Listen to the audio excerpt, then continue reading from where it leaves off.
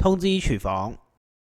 大家好，我係通少，歡迎嚟到通知廚房。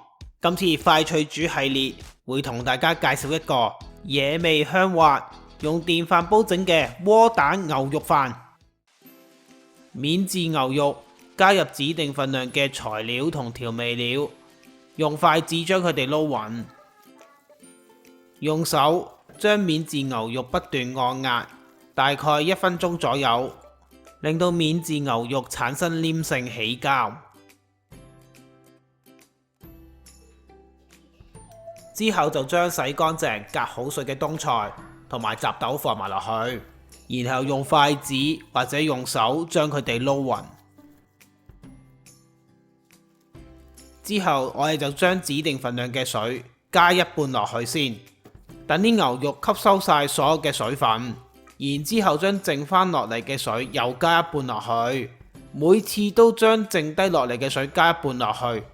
如果個牛肉夠輕身，而佢又開始唔再吸水嘅話就夠噶啦，唔需要落晒都得嘅。之後就將免治牛肉鋪入去電飯煲嘅蒸架入邊，冇電飯煲蒸架唔使驚嘅，可以直接放上去啲飯上面蒸都得嘅。睇一睇我個文字食譜就會有詳細嘅解釋。另外我會用手指喺啲牛肉上面打窿，蒸嘅時候佢哋就會更加易熟。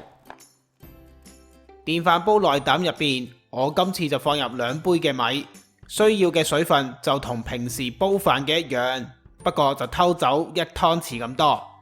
然後就將鋪滿牛肉嘅蒸架放上去個內膽上邊，然後就可以冚蓋撳掣煲飯，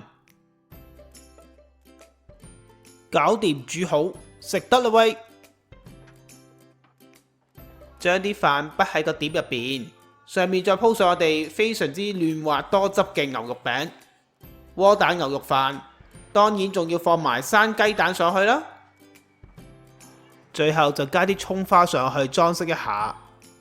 咁我哋呢個超級軟滑、香口野味、勁多汁嘅窩蛋牛肉飯完成。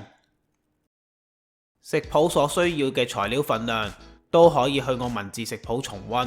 喺呢條短片嘅煙火就呢個食譜嘅連結提供俾你去參考。